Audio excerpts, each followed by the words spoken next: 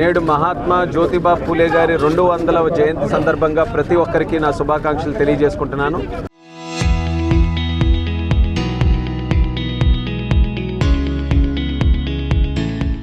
ఈ సందర్భంగా జిల్లా కలెక్టర్ గారు, స్థానిక శాసనసభ్యులు గొల్లు శంకర్ గారు, జిల్లాకు సంబంధించినటువంటి వెనుకబడినటువంటి తరగతుల తాలూకా అనేక మంది అసోసియేషన్స్, లీడర్స్ అందరి సమక్షంలో ఈరోజు శ్రీకాకుళంలో ఆయన విగ్రహానికి పూలమాలలు వేసి ఆయన్ని స్మరించుకోవడం జరుగుతుంది. జ్యోతిబా పూలే గారు కేవలం ఒక రాష్ట్రానికో ఒక దేశానికో చెందినటువంటి వ్యక్తి కాదు. ఈరోజు విశ్వం మొత్తం మీద అణగారిన వర్గాలకి ఒక విప్లవం తీసుకొని వచ్చి వాళ్ళకు అండగా నిలుస్తూ వాళ్ళ భవిష్యత్తు కోసం 200 సంవత్సరాల క్రితమే పునాది వేసినటువంటి మహానాయకుడు.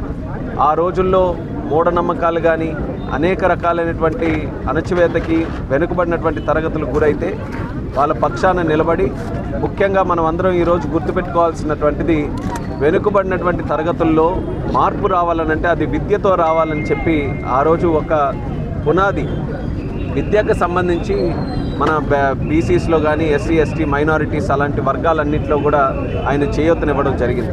మొట్టమొదట మహిళా స్కూల్ కూడా ఆయన పెట్టి మహిళల్లో కూడా ఒక చైతన్యం తీసుకొని రావడానికి, మహిళల్లో కూడా ఎంపవర్మెంట్ తీసుకొని రావడానికి ఆయన చేసినటువంటి కృషి ఈ రోజుకి కూడా నాయకులకి కానీ పార్టీలకి కానీ రాష్ట్ర కేంద్ర ప్రభుత్వాలకి కానీ ఒక ఇన్స్పిరేషన్గా ఈ రోజు వరకు కూడా పనిచేస్తున్నాయి. అటువంటి మహానాయకుడి తాలూకు ఆశయాలు నిత్యం కూడా కొనసాగించాలి. నేటికి కూడా చూసుకుంటే ఎన్నో రాష్ట్రాల్లో ఇంకా బడుగు బలహీన వర్గాలు, ఎస్సీ ఎస్టీ మైనారిటీలు వీళ్ళందరికీ కూడా ఇంకా ప్రభుత్వాలు సహకారం అందించాలి. సమాజంలో ఇంకా మార్పులు తీసుకొని వచ్చి వాళ్ళకి ముందంజలో నిలబెట్టడానికి, ఇంకా కొన్ని సెక్టర్స్లో వాళ్ళందరూ కూడా ముందంజలో నిలబెట్టడానికి మనం నిత్యం కూడా కృషి చేస్తూ ఉండాలి. అంటే ఆయన ఆశయాలు ప్రతి ఒక్కరూ కూడా ప్రభుత్వాలు ఖచ్చితంగా చేస్తాయి. ప్రభుత్వాలతో పాటు సమాజం కూడా దాని వైపు మనం ముందుకు నడిపించే విధంగా అందరం కూడా ఆ బాధ్యత, కృషి వైపు మనం అందరం కూడా ముందుకు నడవాలి. ఈరోజు తెలుగుదేశం పార్టీ కూడా ఆ రోజు పూలే గారి ఆశయ సాధన కోసమే ఎన్టీ రామారావు గారు కూడా ఆయన్ని ఒక ఇన్స్పిరేషన్గా తీసుకొని ముందుకు నడిపించారు. అలాగే చంద్రబాబు నాయుడు గారు కూడా అది కొనసాగిస్తున్నారు.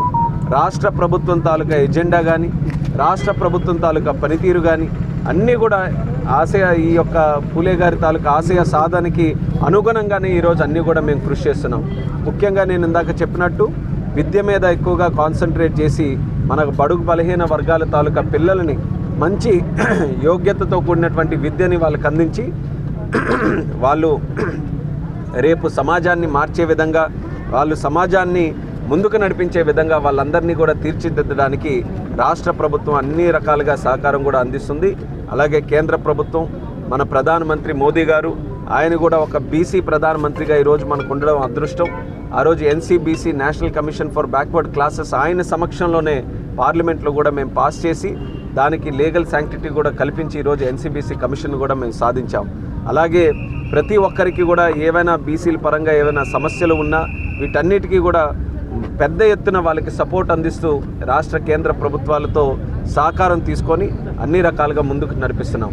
ఈరోజు ఎన్నో కులాలకి వాళ్ళందరికీ కూడా కార్పొరేషన్ల ద్వారా వాళ్ళకందరికీ కూడా సరైన ఫండింగ్ ఇస్తూ వాళ్ళలో ఉన్నటువంటి ఎకనామికలీ వీకర్ సెక్షన్స్ ఎవరైతే ఉన్నారో, వెనుకబడినటువంటి వర్గాలు ఎవరైతే ఉన్నారో వాళ్ళందరికీ కూడా చేయూతనివ్వడానికి మళ్ళీ ప్రభుత్వం ఈ కార్పొరేషన్స్ ద్వారా మంచి కార్యక్రమాలు కూడా చేస్తూ ముందుకు వెళ్తుంది. అయితే ఇది అందరి తాలూకా పాత్ర ఇందులో ఉండాలి.